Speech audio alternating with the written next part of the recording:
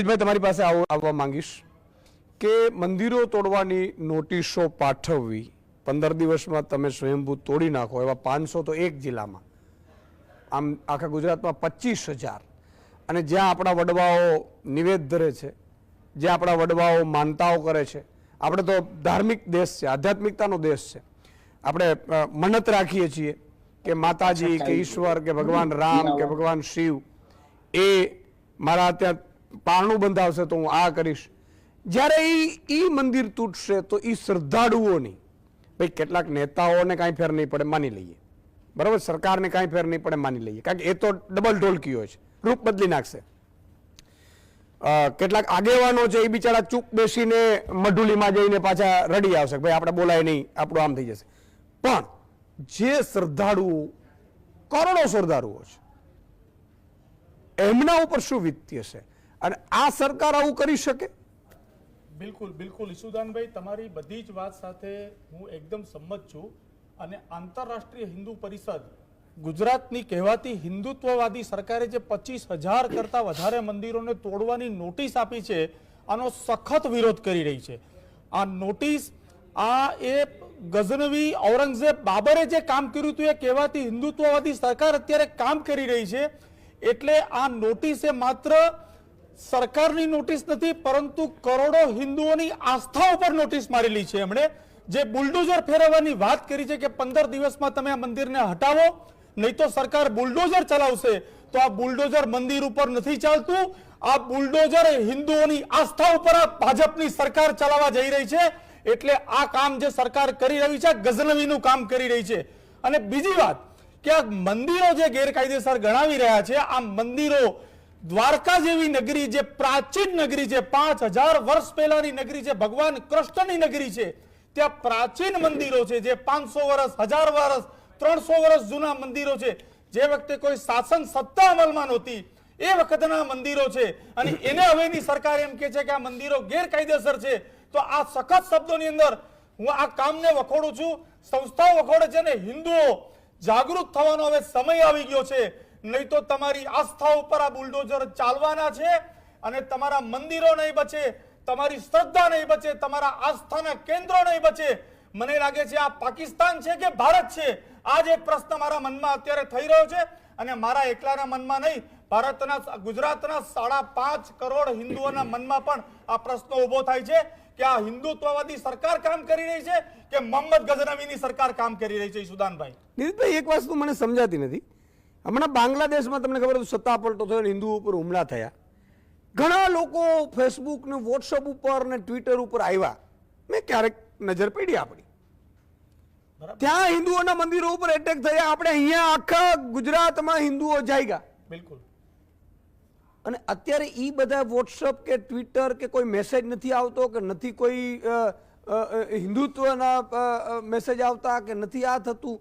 એટલે આ નકલીઓ બધા, એટલે આ છે હું મને સમજવાની કોશિશ કરી, મને બહુ ખબર નથી. બિલકુલ ઈશુદાનભાઈ, આની અંદર બહુ સ્પષ્ટ વાત છે કે કહેવાતી હિન્દુત્વવાદી સંસ્થાઓ, જેમાં સંઘ અને વિશ્વ હિન્દુ પરિષદ પણ હું કહું છું, આ બધી જ સંસ્થાઓ સરકારના ઈશારા ઉપર કામ કરી રહી છે.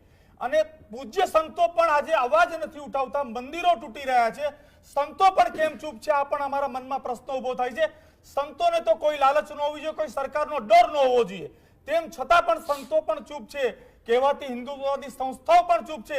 કેમ કે ક્યાંક ને ક્યાંક પાછલા બાણે એમને પણ સરકાર તરફથી કોઈ લાભો મળી રહ્યા છે કે કેમ? આ પણ મોટા પ્રશ્નો છે. એટલે બધાએ જાગૃત થવાની જરૂર છે. પોતાના ડર, લોભ, લાલચ, સ્વાર્થ બધું જ મૂકી અને હિન્દુ મંદિરો તૂટી રહ્યા છે, આ મંદિરોને બચાવવા ઉપર રસ્તા ઉપર નીકળો, નહીં તો હિન્દુત્વ સમાપ્ત થશે અને એના ભાગીદાર તમે પણ હશો. આવું સ્પષ્ટપણે માનું છું. બિલકુલ. નીરજભાઈ, કંઈ કહો છો? ઈશુદાનભાઈ, હું એ કહેવા માંગુ છું કે હવે ગુજરાતની જનતાએ એ જાણી લેવું જરૂરી છે, કેમ કે 25,000 મંદિરોને જો આ સરકાર નોટિસ આપી હોય તોડવા માટેની, તો આ સરકાર હવે હિન્દુઓની સરકાર નથી. આ ગુજરાતની જનતાએ માની લેવું પડશે. અને બીજું કે આ સરકારની સામે જો હિન્દુત્વની સરકાર તરીકે ચૂંટાઈ હોય, રામ મંદિરના નામે આ સરકાર ચૂંટાઈને સત્તામાં બેઠેલા હોય અને આ જ મંદિરો તોડવાની નોટિસ આપી હોય, તો આ ગુજરાતના હિન્દુઓ માટે લોકશાહીમાં એકમાત્ર વોટનું હથિયાર છે. સરકારની સામે કઈ નેતાઓની બોચી તો પકડાતી નથી, પણ વોટનો હથિયાર ઉપયોગ કરી અને પછી સરકારને બતાડો કે આ મંદિરની તોડવાની જે નોટિસ આપી છે આનું પરિણામ શું આવે. જેમ વાસુદેવભાઈ કીધું કે એક વખતે ગુજરાત એ હિન્દુત્વની લેબોરેટરી પ્રયોગશાળા તરીકે જાણીતું હતું. આખા દેશમાં કોઈ પણ હિન્દુ વિરોધી ઘટના બને એટલે ગુજરાતની અંદર એનું આંદોલન શરૂ થઈ જતું હતું અને એના જબરજસ્ત પડઘા આખા દેશમાં પડતા હતા. પણ હવે આ લેબોરેટરીની ચકાસણી સરકાર ઊંધી રીતે કરી રહી છે કે આ જેમ વાસુદેવભાઈ કીધું કે હિન્દુઓ કેટલા દબાઈ રહ્યા છે એની ચકાસણી આ ગુજરાતમાં અત્યારે ચાલી રહી છે. પણ હું ત્યાં સુધી માનું છું કે આ ગુજરાતનો હિન્દુ 1982-84 માં પણ એ જ હતો, 1969 માં એ જ હતો અને અત્યારે 2025 માં પણ એ જ હિન્દુ છે. એટલે આ જે પ્રયોગ કરી રહ્યા છો આ પ્રયોગ તમને બુમરેંગ થઈને સાબિત થવાનો છે. ક્યાંક સરકારના વળતા પાણી થઈ જાય એની પહેલા તમે ચેતી જજો. આ હું કહેવા માંગુ છું, આ ગુજરાતની સરકારને પણ કહેવા માંગુ છું. નીરજભાઈ, AHP ના માન લો કે તમારા ઘણા બધા કાર્યકર્તાઓ હશે જી, તો એનો શું રોલ રહેશે આમાં? બિલકુલ આંતરરાષ્ટ્રીય હિન્દુ પરિષદના કાર્યકર્તા રસ્તા ઉપર ઉતરશે. લોકતાંત્રિક રીતે આંદોલનના માર્ગે અમે ગુજરાતની જનતાને જગાડવાના કામ કરીશું અને ગુજરાતના 25,000 મંદિર તોડવાની જે નોટિસો આપી છે એમાંથી એક પણ મંદિરને તૂટવા નહીં દઈએ. આંતરરાષ્ટ્રીય હિન્દુ પરિષદના એક એક કાર્યકર્તા અને ગુજરાતની 5.5 કરોડ હિન્દુની જનતાને અમે રસ્તા ઉપર ઉતારી દઈશું. ઓકે, બિલકુલ. એક એક કામ એ પણ કરજો. તમે બધા જેટલા આગેવાનો હોય ને એ બધા ફેસબુક લાઈવ થાવ, તમે પોસ્ટ મૂકો. કારણ કે આપણે કોમેન્ટો, ખરાબ કોમેન્ટો ઘણા કરતા હોય છે, સારી કોમેન્ટો કરીએ આપણે. એ સારી રીતે લાઈવ થાવ, કારણ કે આ બધાએ જગાડવાની જરૂર છે. જો હું બહુ સ્પષ્ટ માનું છું કે કોઈ વ્યક્તિ એકલો કાંઈ કરી ન શકે. મતલબ મેં તમને આ રસ્તો દેખાડ્યો કે ભાઈ આવી રીતે નોટિસો પાઠવી છે, આ મારી પાસે રેકોર્ડ છે, મારાથી થતું હતું મેં કર્યું. હવે ઘરે ઘરેથી લોકો જાગે, ઘરે ઘરેથી પોતે ચર્ચા કરે. આજે હું એ જ કહું છું કે તમારી કુળદેવીનું જો મંદિર જો સરકાર તોડી પાડતી હોય, ઈસુદાન ગઢવીની સરકાર હોય તો લાત મારીને કાઢી નાખવાની તમારામાં તાકાત હોવી જોઈએ. અને જો માતાજીને તમે ન માનતા હો, ભગવાન રામને ન માનતા હો, ભગવાન શિવને ન માનતા હો, કે તમારા જે પણ ધાર્મિક સંગઠનોને તમે હનુમાનજીને જે પણ ધાર્મિક કોઈ પણ ધર્મના હોય એના તોડ્યા પછી પણ જો તમારી આંગળી અહીંયા જાતી હોય ને તો માન લો કે આપણે ક્યાંક લાલચમાં, દબાઈમાં અથવા તો લોભ લાલચમાં સગા માને વેચી રહ્યા છીએ. આટલી સ્થિતિએ તમે એક નાનકડી વાત કરી દઉં. બિલકુલ. તમે જે કીધું હિન્દુત્વને જગાડવાની વાત, અમે ગુજરાતની અંદર 15,000 સ્થાનો ઉપર હનુમાન ચાલીસા કેન્દ્ર શરૂ કરી દીધા છે.